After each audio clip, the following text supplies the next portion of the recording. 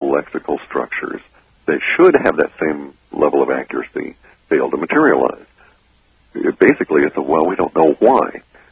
There are some indications that the future is fluid, and of course we all know that the events are sort of all strung together, and if something doesn't happen, then other things don't happen, so to speak.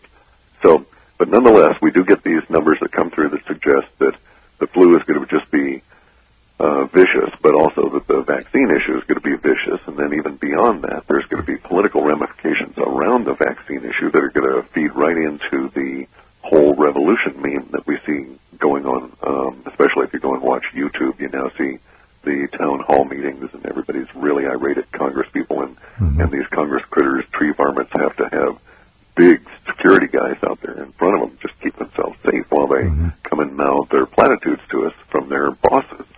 So that's going to escalate, and that'll really escalate around the issue of the, quote, mandatory vaccines. The idea of people being forced into it, though, we need to really control our fear language around this and understand that. Thank you. That we don't want to be fearful. We want to be aware and protective, or however you want to think about it, aware and wary, perhaps. But there's a lot of fear-mongering going on that need not be listened to. The idea that someone's going to come around with a gun and say, take this shot or get shot is rather absurd. It would take huge numbers of people that just don't exist that would be willing to do the shooting, so to speak, right? So when they say mandatory vaccines, you have to understand that there is going to be some level of, quote, penalty if you don't, but that really the penalty they're trying to engineer is this fear in your mind. And the penalties that are offered by the WHO organization, which is what caused the United States and all these other countries to, quote, have to mandate the entire population be vaccinated, their penalties have a tendency to go towards ostracism more than anything else. In other words, your kid can't come to school if he's not vaccinated, or you can't go to the post office, or, cash your security check or something. It'll end up being a quasi-quarantine or something like that in most cases. I don't think so. I actually Not don't even think it'll that play far. out that way. Okay, good. The reason I think that They is... passed that, that EO in April 1st of 2005 gave them the full right to quarantine anybody, anywhere, anytime. I understand this. But again, it comes down to manpower.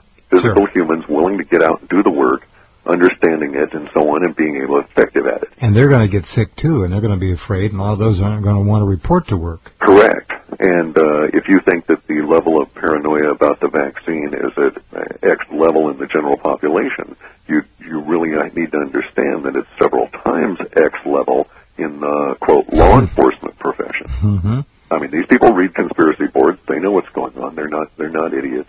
Sure. And they understand that they're on the first line, so to speak, so they'll be vaccinated first. Yeah. Now, the powers that be may be working on bait-and-switch kind of a deal and putting in relatively innocuous vaccines in the early group so that everybody feels good. Could give them all saline. There you go, exactly.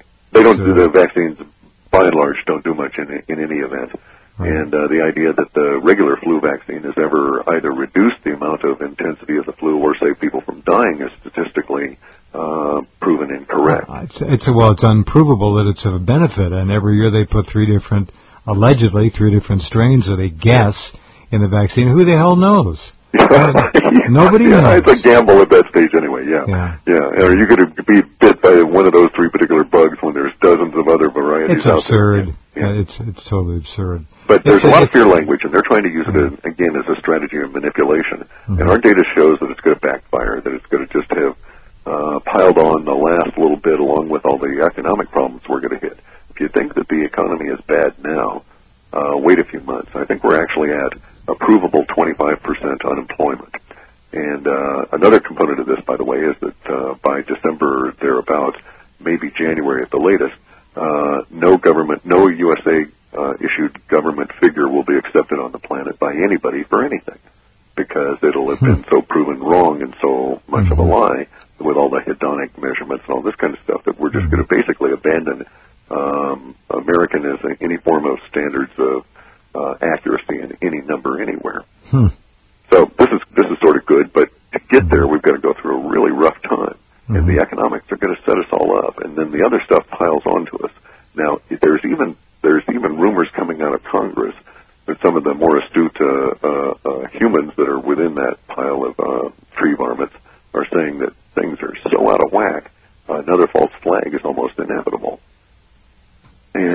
completely agree with that. That's the problem. So do I.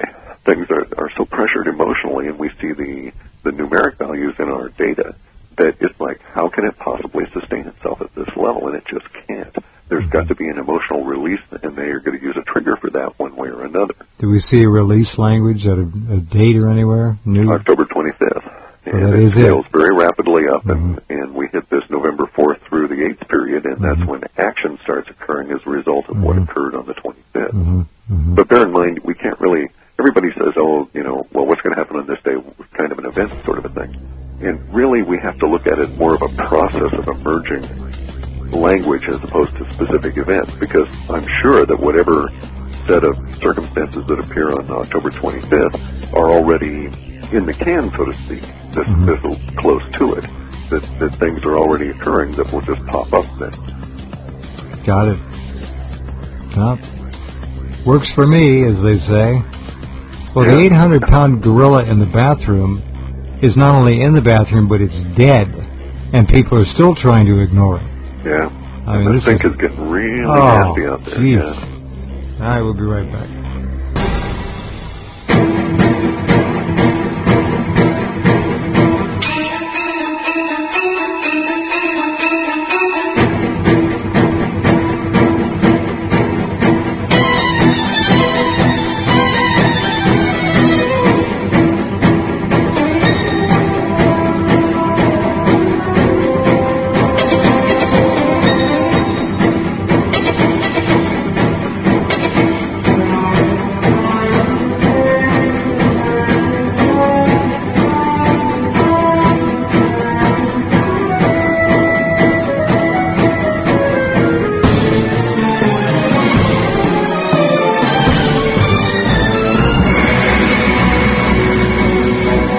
Okay, we're back with Clif High, halfpasthuman.com, and the subscription price for these incredible reports is, was it still $10? Correct, yeah. That's a gift. Well, we got it down to as low as we could. Our costs are fairly high. If we had more readers, then perhaps we could lower it even further. It was my goal to get it way down there. Yeah. You just, if you weren't the kind of person you are with the discipline you have, people, you folks out there don't know how hard he works on these things. I have an idea, and it is incredibly rigorous. It's pretty difficult, and even my wife pounds himself. No, he pounds himself, and out of all that comes this sheer fascinating brilliance of analysis, which I hope all of you will take advantage of. And please, if you see any of Clif's and George's work from Half Past Human pirated and posted anywhere on the Internet, let me know or let Clif know directly. We've got to stop this theft. It's just despicable. My goodness, you look at Washington, D.C. and the so-called financial sectors, and it's part of the general symptom of the time. I rail against it frequently, but at the same time, I have to accept it as being basically one of the elements of, all like the prophecy of the Kali Yuga. At the end times, everything would be filled with corruption, theft, and deceit. And it's, that pretty much fits.